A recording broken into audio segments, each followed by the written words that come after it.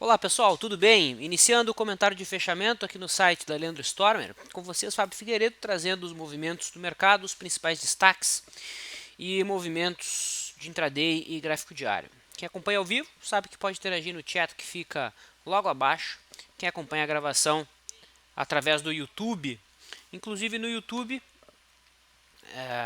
peço que os amigos que estão acompanhando, quem ainda não se inscreveu no nosso canal, se inscreva.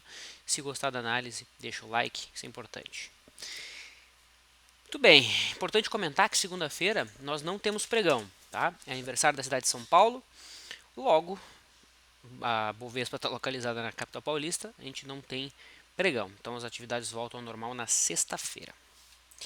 Hoje tivemos uma recuperação do Ibov, marcação de fundo, nada muito confiável, né? Nada muito objetivo, mas a gente tem o Ibovespa fechando em alta, tá? Embora é um candle com sombra superior, né? É um candle que chegou a superar a máxima aqui dos dois últimos pregões, mas vai demonstrando fraqueza agora no finzinho, tá? Se a gente tivesse fechado próximo da máxima do dia, o gráfico semanal ficaria bem bonito, né? A gente está com um candle aqui de dúvida, fora da banda de Bollinger de dois desvios, com uma grande distância aqui no semanal. Veja só o LSVI, né? 31% é o índice de afastamento. Se semana que vem tiver a superação da máxima dessa semana, em 39.040, né? Seria acima desse ponto aqui, aí sim, alguma recuperação de prazo maior tende a acontecer. Tá? Agora, se já na terça-feira o mercado perder a mínima de hoje, a expectativa é de continuidade do movimento, de queda. No intraday, temos o índice futuro abrindo em gap de alta, tivemos a formação aqui do que chamamos de primeiro movimento. O mercado não acionou a tempo, foi romper a máxima do dia às 13h15, no candle que fechou às 13h15. Isso aqui não foi argumento de compra para nós. No candle seguinte tivemos um candle vendedor, né, que acontece após um rompimento. Isso aqui pode ser interpretado como um argumento de venda, né, discricionário, a gente não segue à risca esse tipo de sinal, mas é um tipo de modelo ensinado nos cursos. A partir daquilo o mercado caiu, voltou para a mínima do dia, mas confesso, não foi um pregão tão fácil, tão simples de ser operado. Logo, trades oficiais não aconteceram. Tá? Dólar. Então, queda no dólar. Hoje o dólar marca topo no gráfico diário, vai indo para a mínima do dia, né? Fechando na mínima do dia, deixando aqui um bebê abandonado. Então, para quem não sabe, esse aqui é o bebê abandonado. Tá? Gap de alta e no outro dia, gap de baixa. Tá? Então tá aí um bebezinho abandonado, candle de reversão. Ok, não é reversão de tendência é só zigue-zague descendente com a média já virada para baixo. Mas no mínimo aí na semana que vem a gente deve ter a média móvel de 9 testada, se perdida a média móvel de 21. No gráfico semanal, nenhuma mensagem mais importante, já a quarta semana de alta consecutiva, não me estranharia uma acomodação dos preços.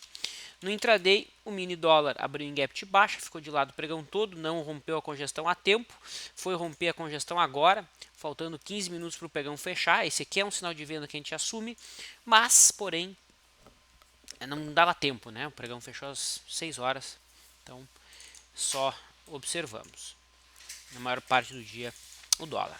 Já que eu comentei os papéis que chamaram a atenção, melhor, já que eu comentei a situação de índice, dólar no intraday, deixa eu passar para vocês os papéis que acionaram trades no intradiário e que a gente acompanhou hoje no LS Live. Deixa eu só achar a lista aqui que eu não deixei. Eu tinha deixado, mas eu atualizei, né? Aí ficou para trás. Cadê?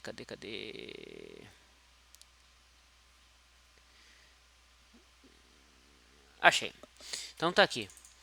Papéis que acionaram entrada, né? Então tivemos Lame 4, gerou uma entrada, não era das melhores, né? Quem acompanhou o LS Live sabe por quê? Eram candles pequenos, mas consideramos a entrada na superação dessa máxima. A média móvel de 9 virou para baixo aqui, então o trade foi encerrado aqui com um pequeno loss, tá? Pequenino.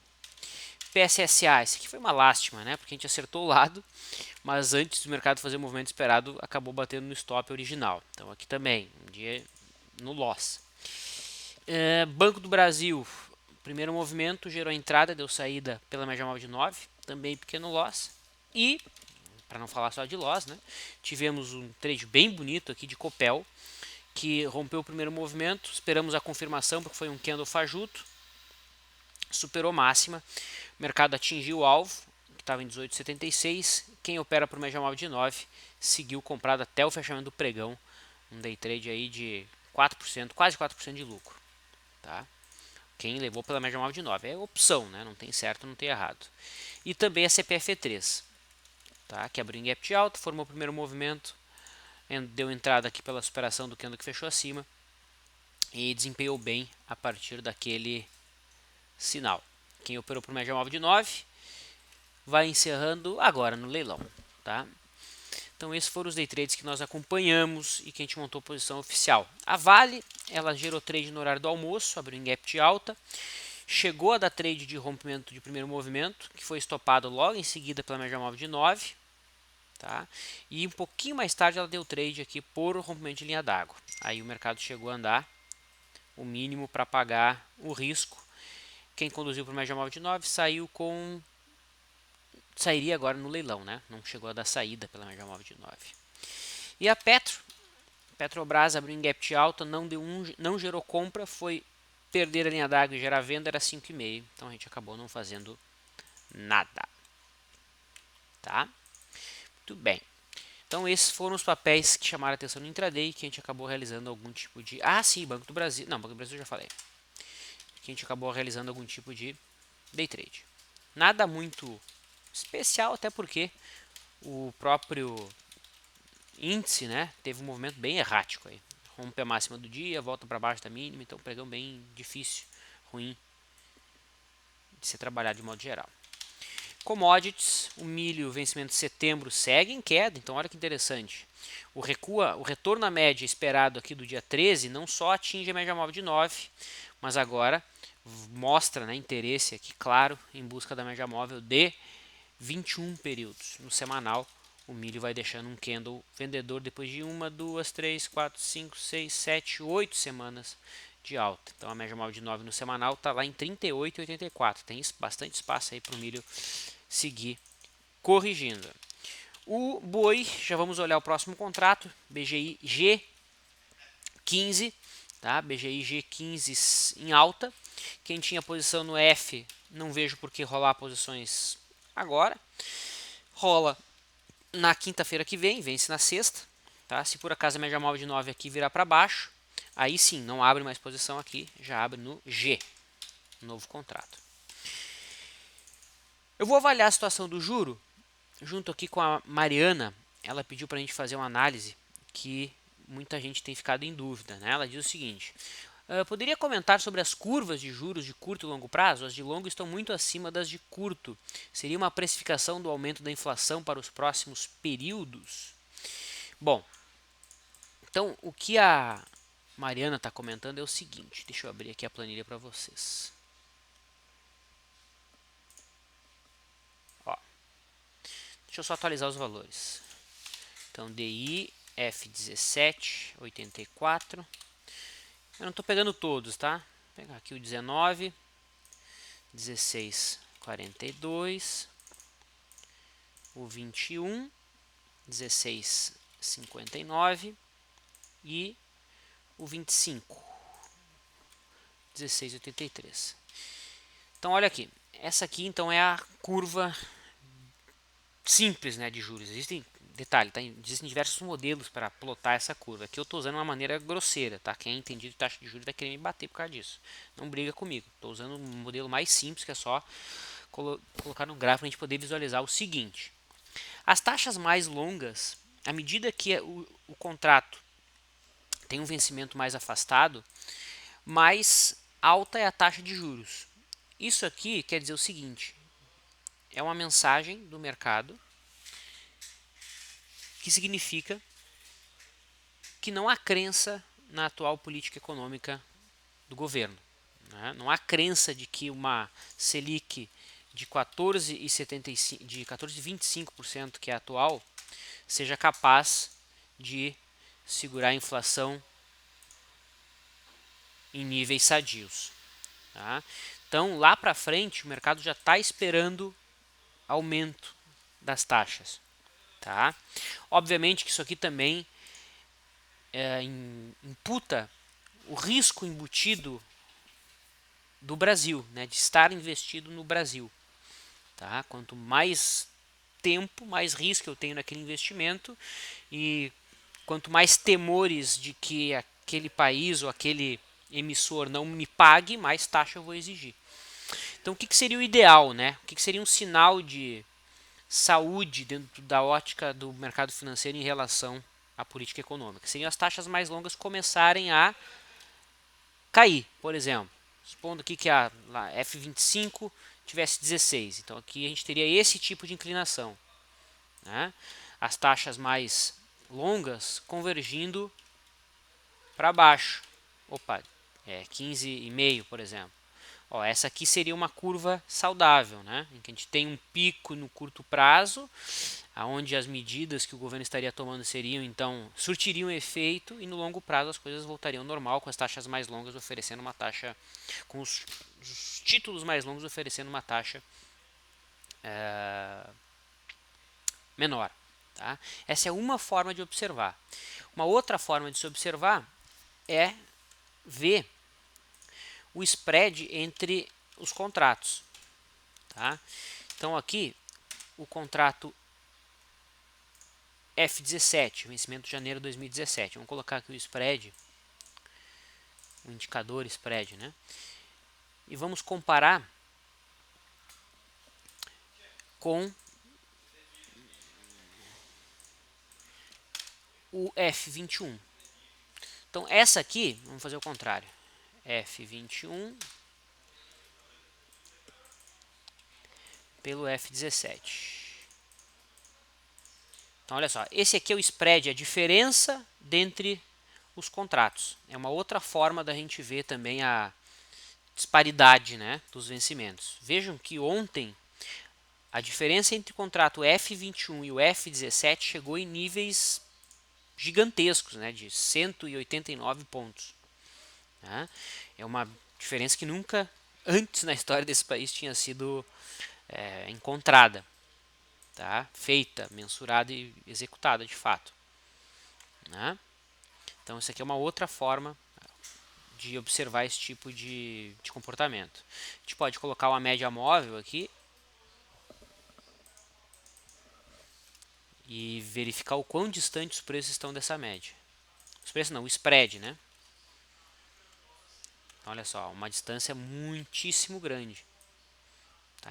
Quanto maior for essa distância, maior é o risco percebido em relação à política de juros, né? Embutida naqueles contratos. O ideal é que essa diferença aqui não seja demasiadamente grande. Vamos comparar essa diferença aqui do F17 com o F19.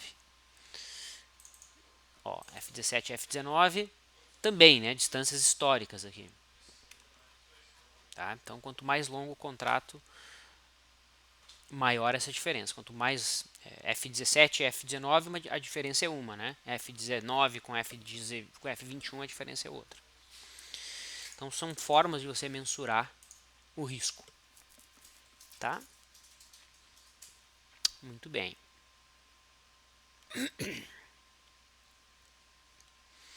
E o Marvel coloca aqui, a inflação provavelmente é a de custos atrelados ao dólar e não de demanda. Pode subir o juro e não vai adiantar nada, tem que derrubar o dólar. Pode ser. É uma das teses trabalhadas. Tá?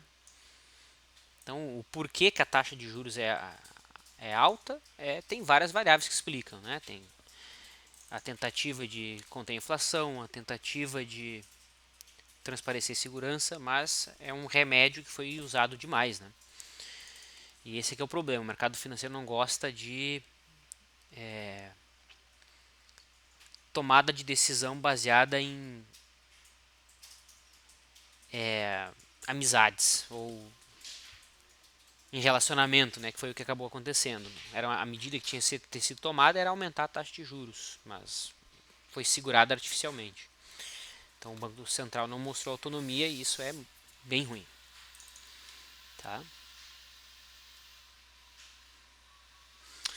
Legal, então seguindo, vamos falar agora dos destaques do dia.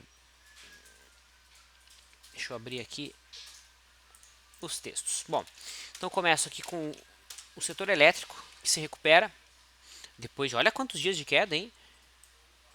Caramba, 13 dias de queda consecutiva. A gente tem agora o setor se recuperando. Tá? No semanal, é uma barra compradora, sombra inferior. A expectativa é de alguma recuperação, né? Que andou fora da banda. Se a máxima da semana for superada, a gente deve ter uma reaproximação à média de prazo maior. Do setor, quem chamou a atenção, Copel. Tá? A Copel tocou uma zona de suporte muito forte aqui de longo prazo, que é fundos de 2006, 2008, topos de 2001, e ali o mercado se recuperou. No semanal fica também bem fácil de ver esse sinal. Tá? Superação da máxima dessa semana traz consigo a expectativa de um repique um pouco maior. Lembro que ontem a gente falou do ombro cabeça ombro da Copel, né? No gráfico de 15 minutos, ó, ombro cabeça ombro. O mercado acionou ontem e não andou, ficou de lado. Hoje que o mercado foi andar. Então quem eventualmente montou aquele ombro cabeça ombro, hoje o mercado atingiu o alvo de 100% e depois o alvo de 161,8%.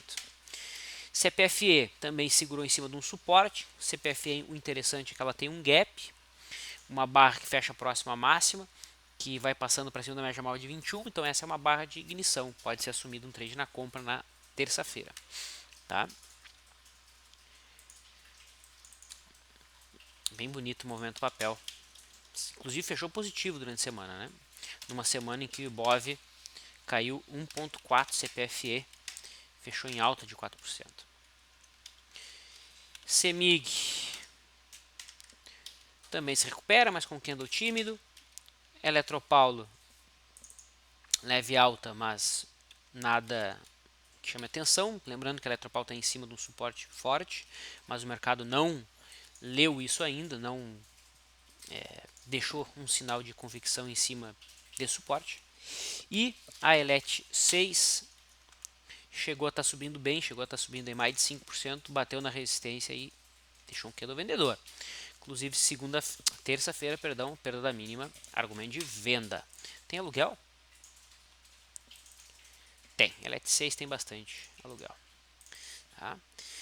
Já falamos das elétricas, falamos da Vale no intraday, no gráfico diário, papel bem baixista, tá? Vai fechando aí na mínima da semana praticamente. Petrobras também devolveu todo o movimento, abriu em alta de 5%, vai fechando negativa. Petro 3 também, inclusive Petro 3 a gente tem uma compra aberta, já realizou parcial ontem, já podemos trazer o stop para a mínima de hoje. Tá? Os bancos, Banco do Brasil tentando marcar fundo a todo custo. Tá? No semanal vai deixando uma barra pequena, que não está tão distante da média assim para a gente ficar tão convicto em algum retorno à média nesse prazo. E BBDC4, mais baixista dos bancos na minha visão, abaixo dos 16,90 semana que vem, uma venda, seja no diário ou gráfico de 60 minutos. Ok? Muito bem. Papel e celulose em queda, tanto SUSB quanto Fibra. Klabin até que demonstrou alguma força, mas dentro de tendência de baixa não vemos compra. Posições que estão em aberto, Reside não foi ainda até RP, a Petro 13 acabei de falar que ajustamos stop, e a Loop pela FR2, o alvo estava em 11,30, o papel não foi até lá, o alvo agora vai para a máxima de hoje, que na terça a máxima dos dois últimos pregões estará exatamente na máxima de hoje. Braskem, outro papel que ficou interessante, né? A gente tinha aqui um ombro, cabeça a ombro, que eu vinha falando bastante, mas não houve um fechamento convicto abaixo da linha de pescoço, né? Fechou com doji, aí fechou com candle pequeno, aí fechou com candle com sombra, e aí teve um dia de alta. Ontem o mercado voltou para testar a linha de referência inclinada com candle vendedor, hoje perdeu mínima. É verdade que hoje o papel também perde o fundo anterior, isso aqui é venda, tá? Graficamente é venda, a expectativa é de baixa. É o primeiro zigue-zague após o acionamento do ombro cabeça a ombro. Se a gente olha para a nossa esquerda e trabalha aqui com o conceito da simetria, não tem suporte, tá? Suporte só lá embaixo, na faixa 12, em termos de simetria. tá? Mas, óbvio, que a gente pode traçar a amplitude da cabeça a partir do rompimento e mensurar o alvo ali em R$ 21, seria um alvo da figura. Tá? Dá para fazer essa venda? Dá. Não está perfeitamente quadrada porque a congestão aqui é curta, não é exatamente o tipo de rompimento que o modelo de rompimento que a gente opera trabalha. Muito bem. Então é isso. Esses foram os movimentos. Semana que vem, na terça-feira, nós vamos ter um hangout, tá, sobre o indicador que a gente construiu aqui para mensurar e validar trade de retorno à média, validar rompimentos, entender mercados esticados, que é o LSVI, né, que é a distância dos preços em relação à volatilidade. A gente vai estar conversando sobre isso na terça-feira, dia 26, às 8 horas da noite. O pessoal que nos acompanha vai ser impactado aí por e-mail. É só se inscrever e participar do Hangout, que vai ser gratuito. Tá? Infelizmente não tenho o link ainda para oferecer para vocês. Legal. Dados, recados, a gente pode conversar. Eu começo respondendo aqui o Onak, questiona se temos chat position. Sim, vai ter chat position com o Stormer daqui 10 minutos. Okay. Ambev, a solicitação do F. Pazanotto. Ambev, em alta, vai tentando zigue-zaguear para cima no gráfico diário. Pergunto, esse é um pivô de alta? Sim ou não? Não, né? Por quê? Porque o papel não rompeu o topo anterior e mesmo que tivesse rompido não seria um pivô de alta confiável. Por quê? Porque a média móvel de 21 está caindo, então tem mais chance disso aqui ser apenas uma correção ABC no gráfico diário. Tá? No semanal, sim, eu entendo que exista... Ué, ó, tá micado aqui meu gráfico da... Ah, agora foi. No gráfico... Ah, é o gráfico semanal que tá bichado. Olha. Completamente maluco. Então vamos olhar só o gráfico diário, paciência. No gráfico diário, né, que a gente tem obstáculo, na média móvel de 21, ali em 17 e 20, é onde está passando o fundo anterior, que era a mínima de agosto. Tá?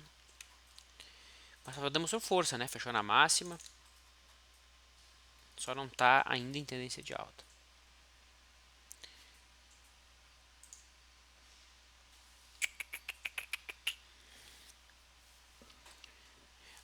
O Marvel coloca, Vlad, Braskem é bandida. Olha o dia 6 de janeiro. Teve trader que tentou vender e tomou o stop no mesmo dia. Braskem, dia 6. Dia 6? Aqui? Mas aqui não teve sinal de venda. Teve gente que vendeu, naturalmente, né? Senão quem comprou ia comprar de quem? De quem vendeu, né? Mas aqui não teve sinal de venda. Não por ombro, cabeça, ombro, né? Agora o sinal, claro, está aqui. De que o mercado acionou mesmo o ombro, cabeça, ombro, está aqui. Dia 6 de janeiro. Dia 6 de janeiro, essa é uma barra compradora. Uma barra de ignição, inclusive. Quem comprou aqui foi estopado. Né? RADL, questiona o Júlio, já virou para tendência de alta no gráfico diário? Sim, já virou, Júlio. Tem um zigue-zague ascendente, muito bem observado. Pena que o volume está baixo, senão a gente poderia trabalhar uma compra. A média móvel de 21 já virou para cima, então esse aqui é um zigue-zague ideal. Zigue-zague ascendente, com média subindo. Por que não tem compra? Porque não tem volume. Se tivesse volume, era compra perfeitamente alinhada. Isso significa que você não pode comprar? Não. Isso significa apenas que não está alinhado ao método Leandro. Só isso. Tá? Quem não opera o método Leandro e opera pivô de alta, figura clássica de análise técnica, tem trade aí. Tá? Tem espaço até 44, que é a resistência mais relevante.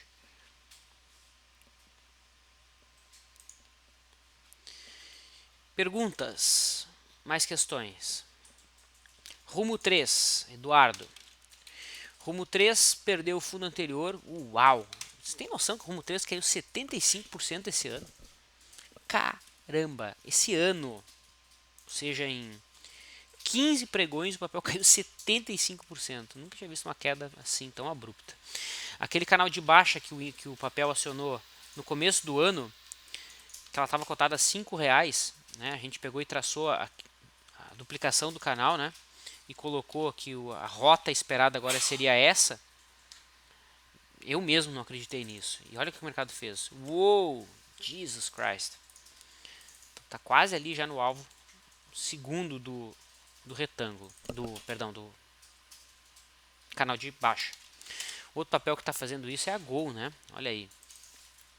Então não se espantem em ver a Gol ir lá para a faixa dos centavos, 20 centavos ou menos. Não duvido. Ela estava dentro de um canal de baixo de longo prazo, rompeu esse canal de baixo aqui, tá? E tá aí a nova rota dela esperada, tá? O próprio Ibov,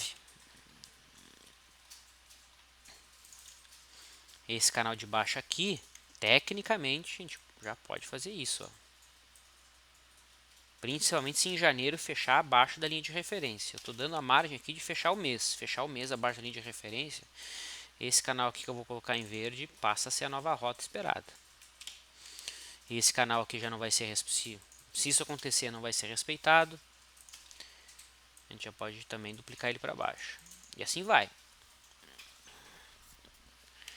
E assim a gente vai cavando o buraco, cavando a cova. Então é isso, pessoal. Eu vou me despedindo. Deixo um abraço a todos. Convido o pessoal a acompanhar o Chat Position, que começa em instantes. E quem acompanha a gravação é só olhar aqui no nosso canal, que está por aqui do lado, o link para acessar os comentários sobre o gráfico semanal com o Storm. Bom final de semana. Quem for de São Paulo, bom feriado. Quem não for de São Paulo, bom final de semana apenas. Bom final, tudo de bom para vocês.